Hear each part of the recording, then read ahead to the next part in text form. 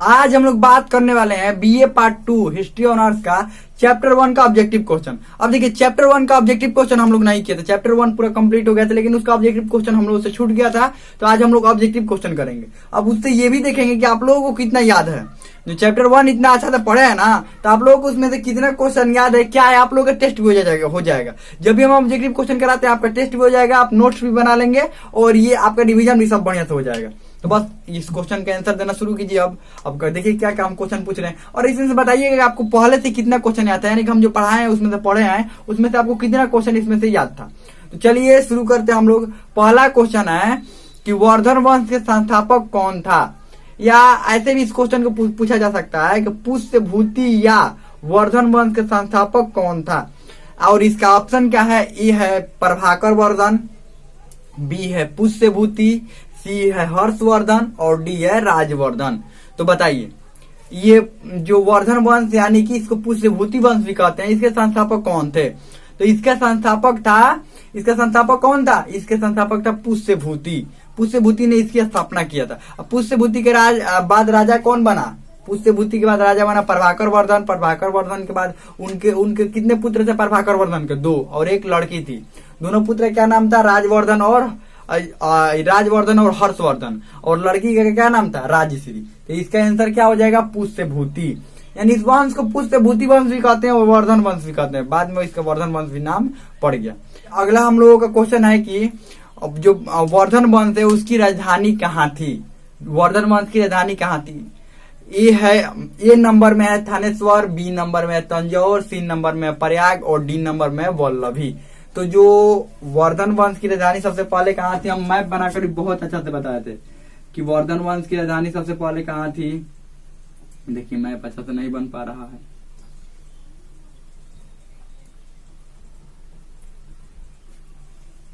वर्धन वंश की राजधानी कहाँ थी, यहाँ पर, कहाँ पर, थानेश्वर में थी। कहाँ पर, इसका आंसर क्या हो जाएगा, थानेश्वर। तो इतना बात का ध्यान रखिएगा, इसके आंसर क्या होगा, थानेश्वर। चलिए हम लोगों का अब अगला क्वेश्चन है, गुप्तों के ह्रास के बाद, यानी कि गुप्त वंश के ह्रास के बाद उत्तर भारत का पुनर्गठन किसने किया। उत्तर भारत का पुनर्गठन किसने किया। तो ये ऑप्शन क्या क्या है, देखिए ऑप्शन सुन लीजिए, उसके बाद इसका आंसर बताइएगा। तो इसका ऑप्शन ए है चालुक्य, ऑप्शन बी है राजपूत, ऑप्शन सी है हर्षवर्धन और ऑप्शन डी है शक। तो किसने किया पुनर्गठन, किसने किया उत्तर भारत में ये गुप्त वंश के ह्रास के बाद। आपको पता है कि जो वर्धन वंश यानी कि पुष्यभूति वंश था, ये किसका सामंत थे, ये थे गुप्तों के सामंत। यानी उनके ह्रास के बाद ये लोग क्या हुए, बड़े हो गए, ये लोग, इनका विस्तार क्षेत्र बढ़ गया। तो उनके ह्रास के बाद किसने किया था फिर पुनर्गठन, ये हर्षवर्धन ने उत्तर भारत का पुनर्गठन किया था, यानी कि उत्तर भारत को जीत लिया था। अगला है हर्षवर्धन के दरबारी कवि कौन थे। ए है कालिदास, बी है वाणभट्ट, सी है सूरदास और डी है रसखान। तो ये कौन थे इनके दरबारी कवि, ये बताना है कि ये दरबारी कवि कौन थे। तो इसका आंसर क्या हो जाएगा, इसका आंसर हो जाएगा वाणभट्ट। वाणभट्ट जो थे वो हर्षवर्धन के दरबारी कवि थे। ठीक है आगे बढ़ते हैं। अगला हम लोगों का क्वेश्चन है, नागानंद, रत्नावली एवं प्रियदर्शी का नाटकों की रचनाकार कौन है। तो इसमें से बताना कौन है। ए है कालिदास, बी है वाणभट्ट, सी है हर्षवर्धन और डी है रसखान। तो कौन कौन है ये बताना है कि इसके रचनाकार कौन है। तो इसका आंसर हो जाएगा हर्षवर्धन। हर्षवर्धन भी एक अच्छे रचनाकार थे, ये अच्छी रचना करते थे। इसका आंसर क्या हो जाएगा, हर्षवर्धन। अगला हम लोग क्वेश्चन है कि वेनसांग किसके शासनकाल में भारत आया था। वेनसांग किसके शासनकाल में भारत आया था। तो ऑप्शन ए है जलालुद्दीन, ऑप्शन बी है हर्षवर्धन, ऑप्शन सी है पांड्या और ऑप्शन डी है गौतमीपुत्र सतकर्णी। किसके शासनकाल में ये भारत आया था। तो इसका आंसर क्या हो जाएगा, हर्षवर्धन। जो वेनसांग जो था वो हर्षवर्धन के शासनकाल में भारत आया था और ये भारत का मुख्य रूप से क्या करना चाहता था, ये हर्षवर्धन से भी मिला था। ये क्या करना चाहता भारत में आकर, ये सारे बौद्ध स्थल घूम रहा था। जहां जहां पर बौद्ध स्थल थे ना, वहां पर क्या घूम रहा था, बौद्ध स्थल को भी घूम रहा था। जब ये हर्षवर्धन के दरबार में आया था, एक बड़ा बौद्ध सभा का भी आयोजन इसने करवाया था। ये हर्षवर्धन ने ही करवाया था कि ये आया है, इसके लिए करवाया था, इसके अध्यक्ष इसी को बनाया था। तो हमें लगता है समझ में आ गया होगा। चलिए हम लोग का अगला क्वेश्चन है, हर्षवर्धन ने अपनी राजधानी कहाँ बनाया। अपना नया राजधानी कहाँ बनाया, दिल्ली, देवगिरी, और सी नंबर में ऑप्शन में है कन्नौज, और डी नंबर में है कम्बोज। तो कहाँ बनाया था?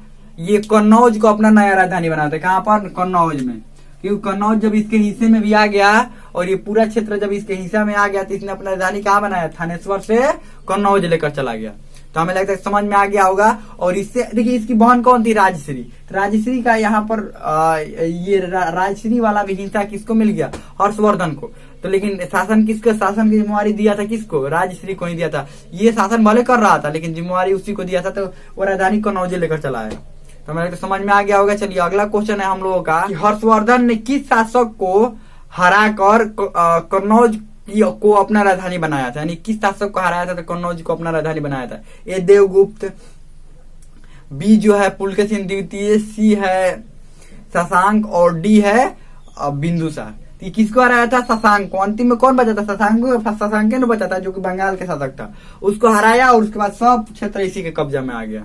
और उसको हराकर और कहाँ का राजा, कहाँ अपना राजधानी बनाया? कन्नौज में अपना राजधानी बनाया। किसने बनाया था? हर्षवर्धन ने। आगे बढ़ते हैं। थानेश्वर किस राज्य में स्थित है? अगला क्वेश्चन है थानेश्वर किस राज्य में स्थित है? हमने बताया अभी तक कहाँ कौन सा राज्य में स्थित है? ए हरियाणा, बी पंजाब, सी उत्तर प्रदेश, और डी जो डी है वो है पश्चिम बंगाल। ये कहाँ पर स्थित है बताइए? तो ये है हरियाणा में। इसका आंसर क्या हो जाएगा? हरियाणा। अगला क्वेश्चन है हम लोगों का कि चालुक्य शासक पुलकेशिन द्वितीय ने हर्षवर्धन को किस नदी पर हराया था? यानी किस नदी के किनारे हराया था? ये हमने बहुत विस्तार से बहुत अच्छा से हमने पढ़ाया है कि ये हर्षवर्धन उत्तर भारत जीतने के बाद दक्षिण भारत में घूम रहा था, तो किसने हराया था उसको? तो ये किस नदी पर हराया था? क्वेश्चन है किस नदी पर हराया था? तो आपका ऑप्शन है ए महानदी, बी है ताप्ती, सी नर्मदा, और डी गोदावरी। तो ये नर्मदा नदी के तट पर हराया था, ध्यान रखिएगा। और वहां पर पुलकेशिन द्वितीय ने एक अभिलेख भी लिखवाया था कि हम उत्तर भारत के बड़े राजा को हराए हैं। उत्तर भारत कैसे राजा को? बड़े राजा को हराए हैं।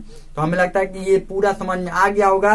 तो इसका आंसर नर्मदा हो जाएगा। हमें लगता है पूरा समझ में आ गया होगा। कोई भी डाउट हो, कोई भी क्वेश्चन हो तो कमेंट में पूछ सकते हैं। हमें लगता है समझ में आ गया होगा।